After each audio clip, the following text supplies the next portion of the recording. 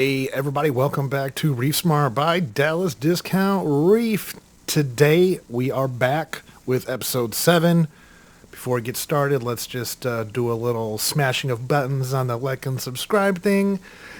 And today, a lot of people are like, oh, well, hey, certain things like bases need to be covered. And one of those is carbon.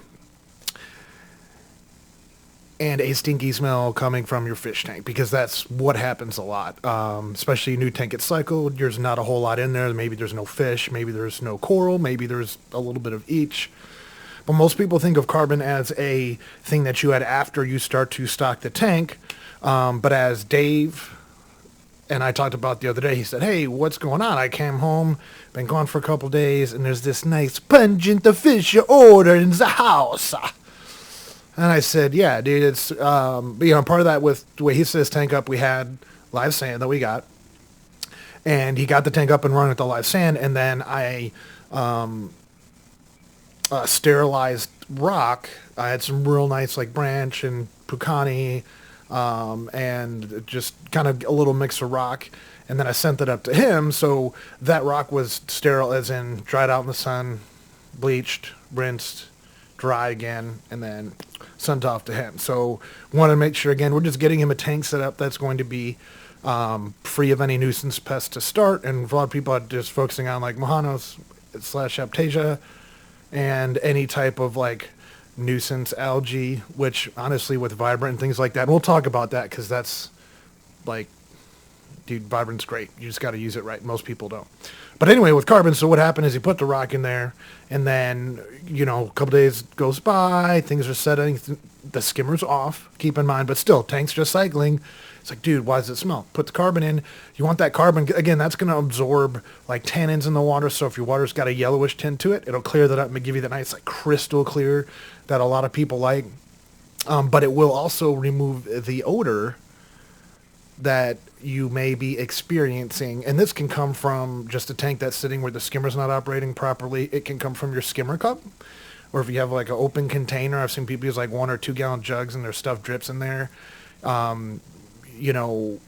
If you take like a bag of carbon and put that in like over the top of that container with the hose going underneath it, going into your dipping container, that will get rid of that smell. But you can get some pretty funky odor. So one reminder, just if you got a tank, dude, just get that car. It doesn't have to be a whole lot. Just get it in there. Make sure the water stays clean. It'll avoid that smell. Also, as you put stuff in and things are getting used to the tank, specifically corals and things, it'll make sure that you've got something in there that is going to pull any toxins that the corals are going to put out. Certain corals are going to be, have more toxins than others, like, believe it or not, green star polyps, leather corals. Some of the softies are some of the worst offenders. But anyway, it's just a good practice. So, in talking about that, there's 3 main ways that you can put carbon in your tank.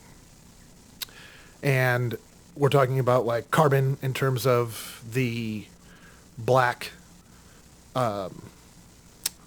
activated carbon, not bioavailable carbon.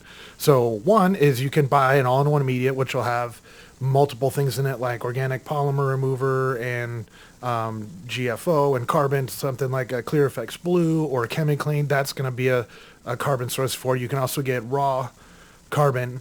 Make sure you wash it, and again, the thicker, the larger the chunks of carbon for your activated carbon, the longer it needs to be rinsed.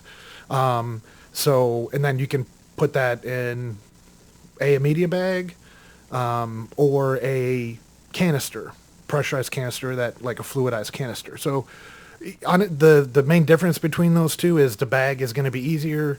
The canister is going to be longer lasting, and you get more bang for your buck in terms of, because the water is being forced through the carbon, it is more efficient. So you get more surface area contact, but it also is more inconvenient to change out. So, that being what it is, the whole idea is just put some in your tank. And then what I recommend for a lot of people, like, well, when do I change it? Okay, one, you can wait till like your tank's yellow or you see a coral that's pissed off or something. But really, I do it. I have 2 bags, actually, because you get a bacterial that grows in the carbon. So the whole idea with carbon is you actually want to only change out about half or 2/3 of your carbon at a time. That way you take some of the old carbon, put it in with the new carbon, and then that bacteria will seed the new mass of active carbon that you put in the tank.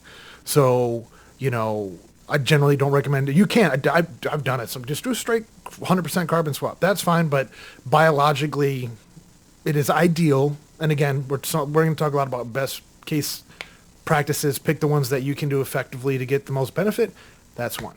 So just a little bit about bioavailable carbon. Not bioavailable carbon. That's a completely, totally in-depth episode, which we will get into, especially when we get into our low nutrient tank stuff, which hopefully in the next couple days, trying to get some more basic stuff out there first.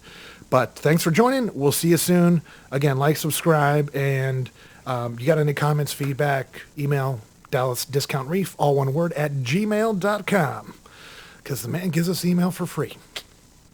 Sayonara.